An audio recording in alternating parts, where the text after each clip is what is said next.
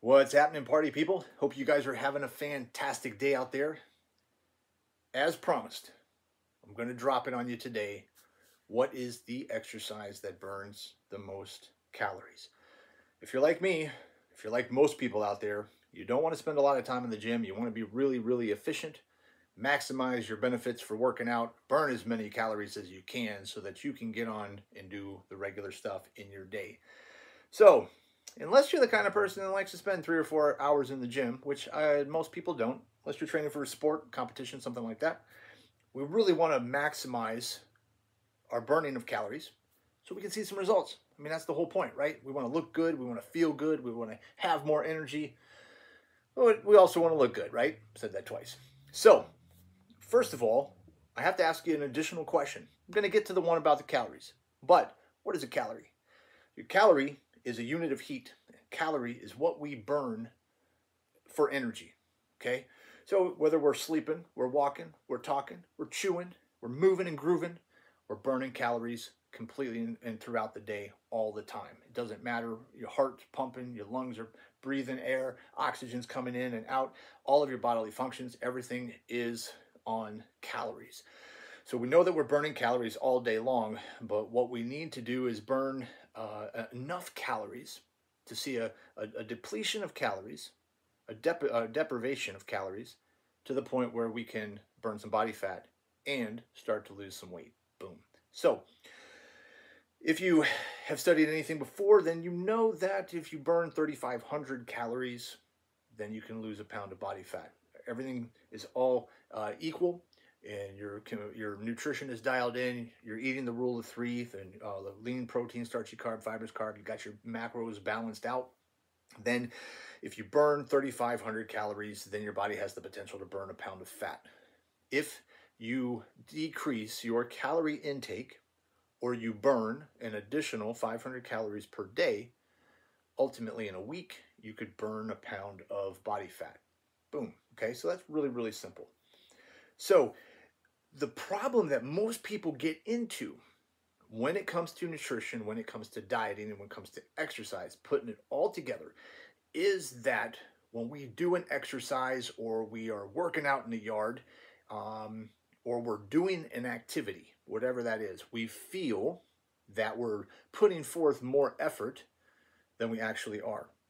It doesn't matter if it's mowing the lawn or doing yard work, or if it's doing a cardio class or exercise class.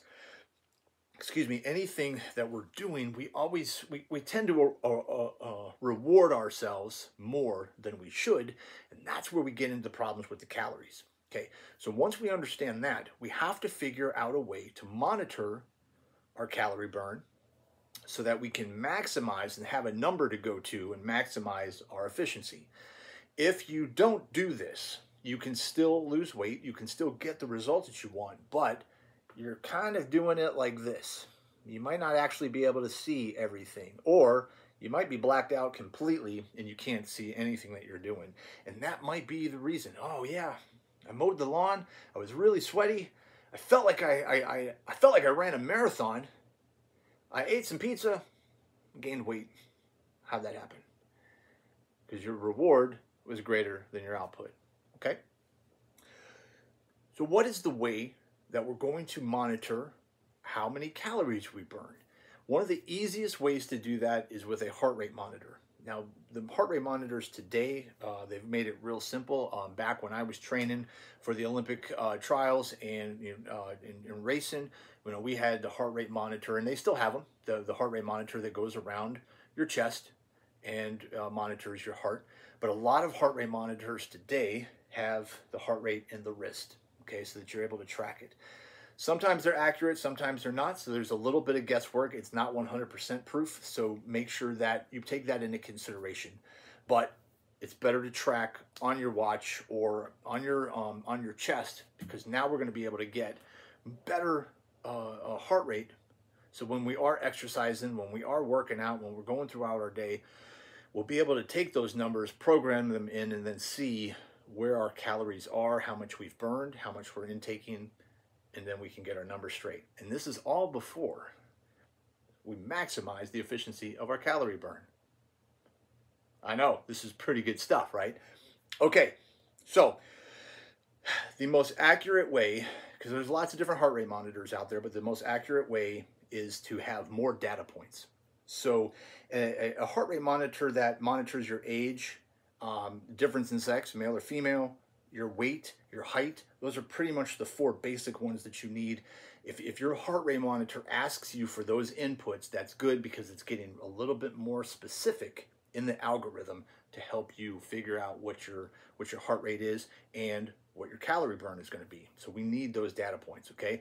If you don't have them, then it's okay, but it's going to be a little bit more off, and you're going to have to be a little bit more strict and a little bit more specific on what you're doing, what activities you are, the length of time, the intensity level, those kind of things, okay? Now, there's 4 factors when we're talking about the effect of calorie burn. And the one thing is your target heart zone. Now, maybe you remember this from elementary school, high school, or maybe even college, where talk about the target heart zone, and to maximize your benefits of cardiovascular exercise, then you want to be in your target heart zone. Doesn't necessarily mean that if you're below or if you're high is going to pretty much not happen, but on the low side, if you're lower than your heart rate zone, still have the opportunity, still have the possibility to burn fat, okay? But to maximize the benefits, you want to stay in your target heart zone. If you're above your target heart zone, usually you're going into the red zone, you're going into anaerobic state where you're going to burn sugar, body's not going to burn fat. So what we want to do is figure out what our target heart zone is. What's really cool about some of these heart rate monitors today is they have a setting. I know Polar has this. They have a setting where they will have you lay flat for, I think it's 10, 15 minutes and stay relaxed, and it'll calculate your target heart zone based on your resting heart rate. Another easy way to do that is you take 220 minus your age. That number is going to be relatively accurate as to what your maximum heart rate is. Then you take that maximum heart rate and you multiply that by 0.85 and 0.65. 0.85 is going to give you the top end, 0.65 is going to give you the low end. Anywhere in between that is going to be your target heart zone. Pretty simple. There's some other ways that you can calculate it and you can get more specific, but for the sake of what we're doing, stick with that. If your heart rate monitor doesn't give you that access and doesn't have that option to give you the heart rate zone, then what you'll do is you'll do 220 minus your age, and then what you can do is you can figure out what your target heart rate is. You can program that in to your heart rate monitor. I do know that Garmin has that function as well. Okay, so we've got that. Now that's the first factor, is your target heart zone. Your second is your resting heart rate while you're working out. So the resting heart rate is going to be anywhere from between 60 beats per minute if you really, really relax and you come down, or to 100 beats per minute. And you can have your heart rate monitor set so that when it gets to 100 or when it gets to 90 beats, it'll buzz or it'll ding and say, okay, you're ready to go again, if you're doing something like intervals or something like that. I'm going to get into that in a minute, but that's a key. Do you need that? No. You can just look at it, see what your heart rate is and when it's coming down. Or if you don't have that option at all, you're not wearing a heart rate monitor, then just be able to do the talk test. If you can talk and you feel recovered, then it's time to start moving again, okay? All right.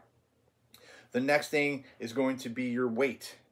Now, Nathan, why is this relative to my calorie burn? Because if you weigh more, you're going to burn more calories, okay? Now, I know when if you're just starting out, and you're overweight, and let's just say you need to lose 50 pounds, you notice how somebody that has lost 50 pounds before, in the very beginning, it was very easy to lose the weight. One, you were modifying a few things in your diet and your nutrition and your behaviors, but the other thing was you were able to burn more calories because you were heavier, you weighed more. Okay, so for somebody that's a little bit leaner that only wants to lose 5 pounds, 10 pounds, 15 pounds, it might be a little bit more difficult to get the same calorie burn that you would when you have somebody next to you that's doing the same thing at the same intensity that weighs more than you, because the heavier you are, the more calories you're going to burn, because in space and time you have to move that much more weight. Does it make sense? Boom. Okay, think about it this way. So you have just a regular standard 4-door vehicle. and it gets 30 miles per gallon, so it's very efficient. And then you get an SUV that's 16 miles a gallon. You're burning more fuel to get that SUV to the same point and distance 50 miles up the road as the car going, you know, the four-door sedan, but it's taking more energy to get it there than it is the four-door sedan. Make sense? Boom. Okay. Drop me one of those. Yeah, that made sense, because that was good. I just made that up just right off the top of my head. So then you're going to have the exercise type. What type of exercise are you going to do to maximize the calorie burn? So that's the fourth factor. Okay, so you have your heart rate, you have your resting heart rate, you've got your weight, and then you've got your exercise type. And now that's what we're going to get into next. Is we're going to get into our exercise types. So I'm going to give you now, before I move on, in this group, in who I'm training right now, I'm training people that are just starting off, that are they just want to look better, feel better, have more energy, okay? And in the beginning, maybe not even really just want to look better, they just want to have more energy. They want to get that health back that they maybe have lost. They're wanting to reverse chronic illness. They are brand new and starting off on their fitness journey, okay? I have those folks here. I have folks in the middle that are just trying to push it just a little bit more, and then I have athletes that I'm working with. So understand this, please, okay? I'm going to give you from, and I'm using this because I said what is the best exercise for burning calories. I'm going to give you worst to first on calorie burn. If you are just starting off, I do not want you to go from all drag to high speed, because you're going to end up hurting yourself, okay? The worst thing you can do is start off going really, really fast. You're going to burn yourself out. You're going to end up injuring yourself. Things can happen. So remember, if you're not ready to do what I tell you to do right now, then baby step it and get along the path. Little and often over the long haul is going to get you the results, okay? So don't worry about it. Don't knock yourself. Don't beat yourself up. I'm telling you that right now. Start off with the basics and then move on, okay? You're going to get there. All right, I promise you, you're going to get there. But you got to start in order to get there. All right, so the very first one is stretching and yoga. Now, Nathan, whoa, wait a minute. But remember, I told you worst to first. So I believe that you should stretch every day. I do a good morning, I call it the good morning stretching routine every single day. It takes me about 15 minutes to do, okay? All of these exercises are going to be, and all of the calorie burns that I'm about to give you per 30 minutes is based on a 130-pound person, and this was done by ACE certification. Okay, so these are all done. They're all clinically done, and they're going to average. And then I'm going to go in and I'm going to get some specifics for you on what it is for me, because Steph and I do some of these, and so I'm going to give you some specifics, because some of them I believe they're a little bit on the low end. Okay, so the first one is going to be stretching and yoga. I highly recommend stretching and yoga for elite athletes down to people that are just starting off, because I believe that everybody, and you folks in the middle, I believe that everybody needs to stretch, have that mobility, have that flexibility. You're just going to feel better. If that's the only thing that you do that for 7 days, you're going to feel like $1 million. Okay, so stretching, yoga, 73 calories will be burned in 30 minutes. So if you set your heart rate monitor and you do yoga or stretching for 30 minutes, depending on your heart rate, okay, average 130-pound person is going to burn about 73 calories during that half hour, okay? So that's pretty decent. That's pretty okay. What's the next one? The next one is going to be weightlifting. Now, I want you to understand this. When you're doing weights, when you're doing resistance training, I do not look at resistance training as the opportunity to burn calories, okay? I'm looking at it as this. So don't think, oh, well, I'm not going to do any resistance training, because that's not what I'm saying. I believe that resistance training is going to get you the most results, and I'm going to explain why. Now, for resistance training, 130-pound person is going to burn about 88 calories per 30 minutes, okay? Here is the magic of weight training. Weights and resistance training help you build muscle. Building muscle means you have more muscle. The more muscle you have, it increases your metabolism, And if you increase your metabolism, you increase calorie burn. So do not knock this, do not neglect this, because if you guys are going to implement what I'm going to tell you into your program, you should be using weights 3 to 5 days a week, full body exercises, compound motions to maximize your efficiency and get your metabolism stoked, get that furnace stoked so we're burning more calories. Boom, okay? So I know it's the second to the bottom, but it's important, okay? All right, now the third one is walking. Now, I agree and I disagree with this, and I'm going to explain to you why in just a minute. Now, it says 97 calories per 30 minutes. Steph and I try to walk an hour every day. When we walk an hour every day, we are walking at anywhere between, and it depends on what we're talking about. Sometimes we're walking and moving and grooving, going real fast, and other times we're just cruising along.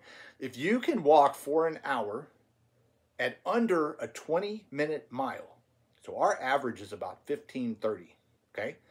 Sometimes it's 16:40, sometimes it's 18, okay? But we average between 15:30 and 16:40. That's usually our average walking pace.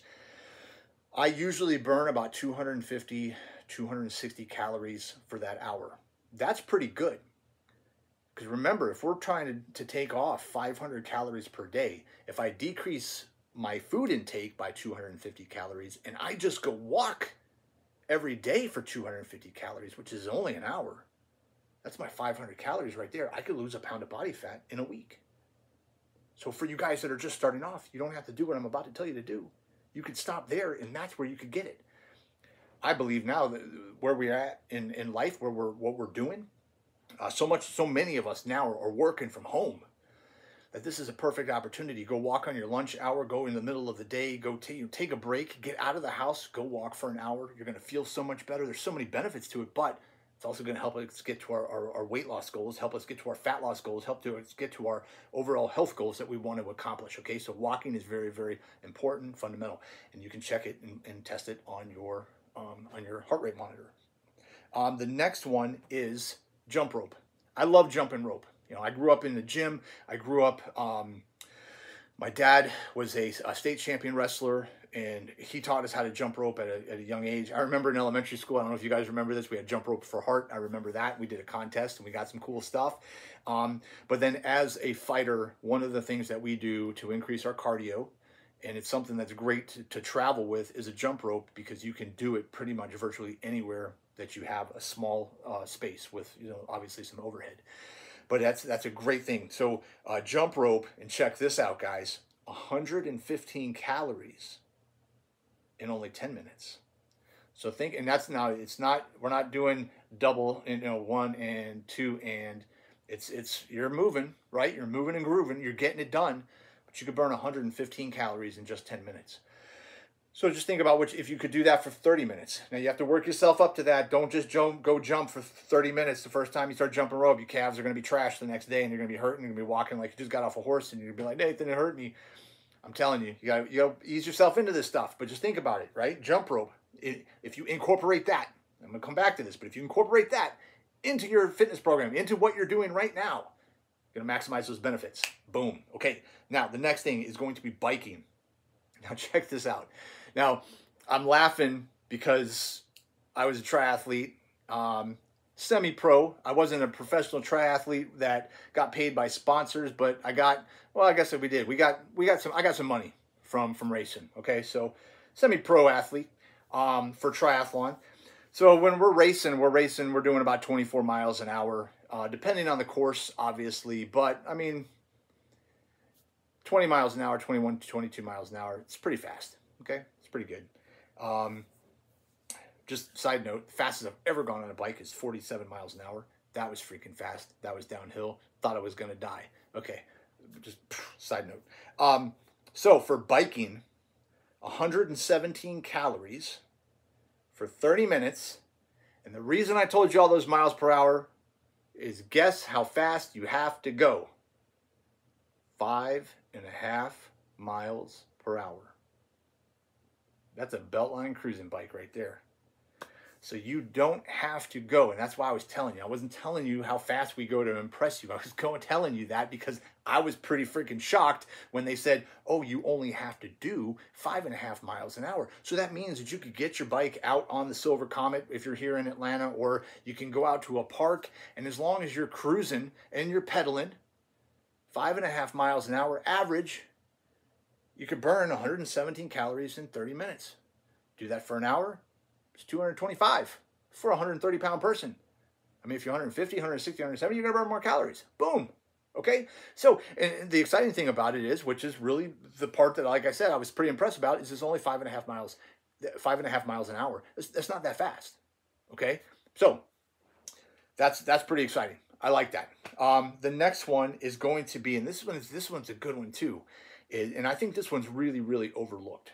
All right, but the next one is going to be hiking. 176 calories per 30 minutes, and the reason why you're going to burn more is because of the uneven surface. You're going to have to step up, you're going to have to step down, you're going to have to move laterally side to side. You're not just walking on a flat surface or even on an incline or decline or walking around your neighborhood. You're going to be moving in different aspects. So it's going to take more calorie burn and more muscles to do that. And on top of that, what you can do is you can add some weight. You could add a backpack. We do ruck marches, so we have 45, 50, 65-pound rucks. Rucksack is a huge bag where we have all of our gear to sustain us for 10 or 15 days in the field. But we have all of that stuff, and we'll go in ruck, and we do it by miles, but we'll do 5 miles, 7 miles, 12-mile rucks.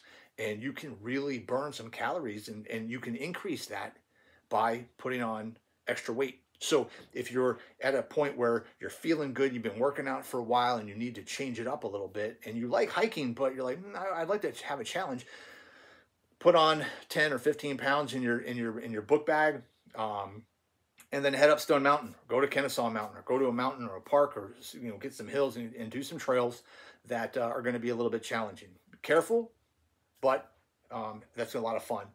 And the one that gets you, the number one, drum roll, the number one exercise, that burns the most calories, most bang for your buck, is going to be running or jogging. Some of you probably realized as I was going through these, he hasn't said running yet. I hate running. Running is going to burn 206 calories for 30 minutes.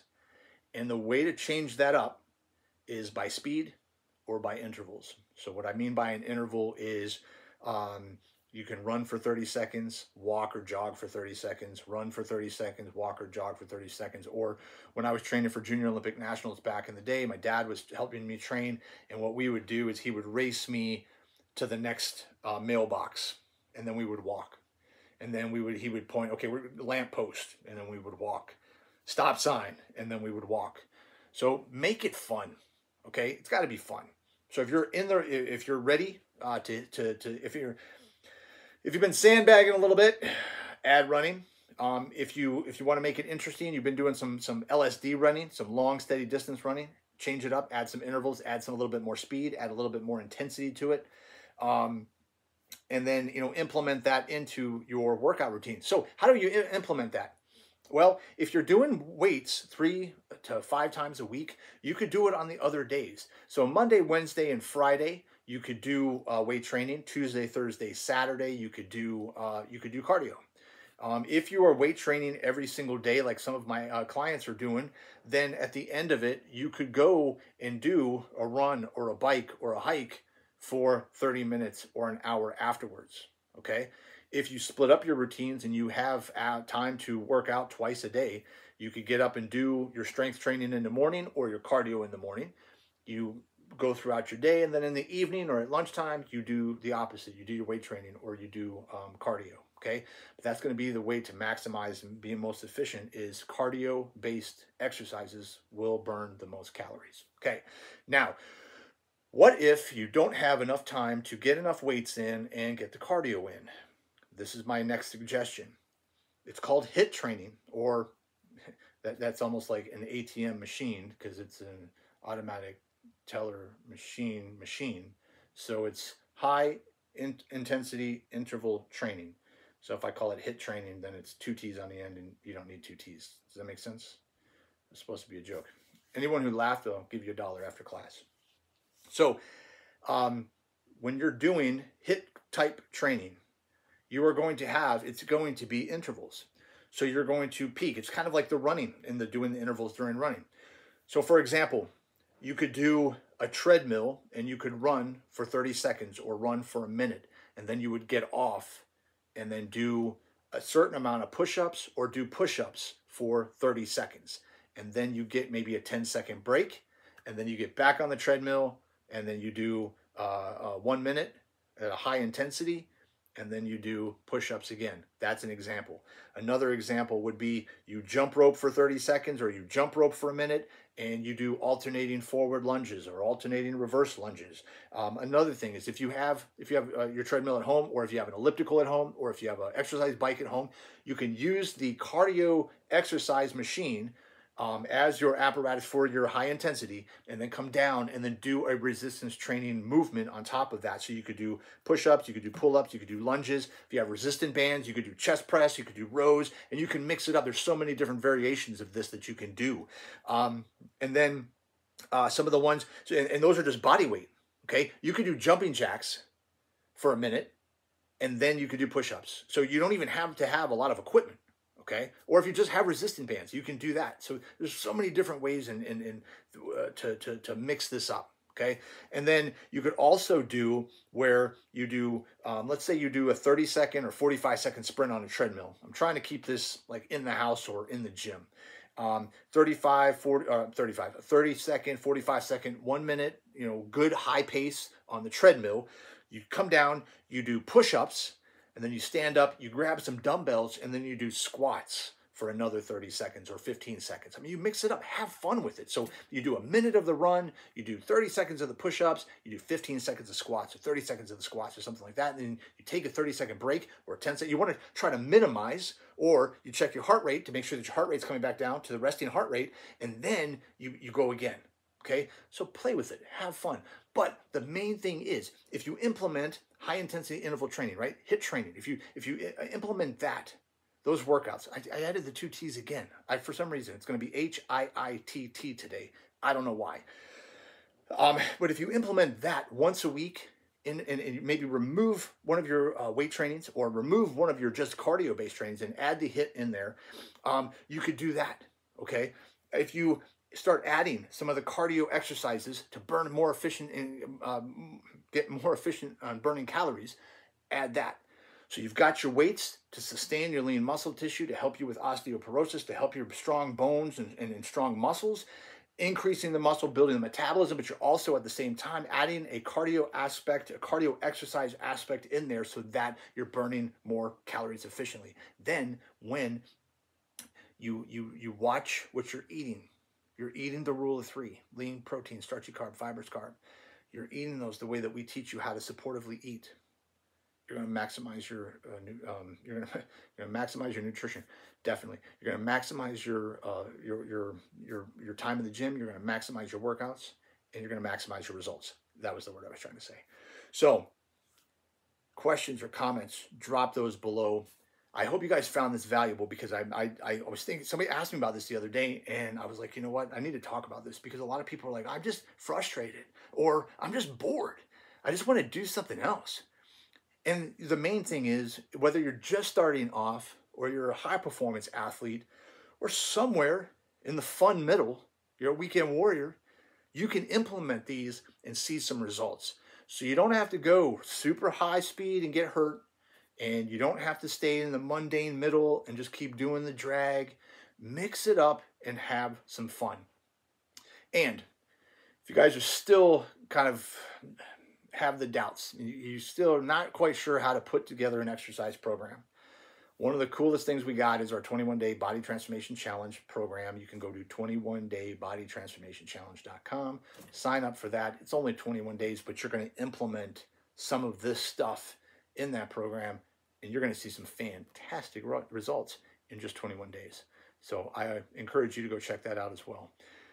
Questions, comments, concerns, drop those below. Give me some hearts, some likes, some wows, some happy faces. If you guys are on my YouTube channel, subscribe, hit the like button, share, because the more people we get this stuff out to, the more people we can encourage to feel better, look better, have more energy, and to live a peak performance life. Because that's what it's all about, people, is to maximize and have fun living our lives. You guys have a fantastic day out there, and until next time, start strong, finish stronger.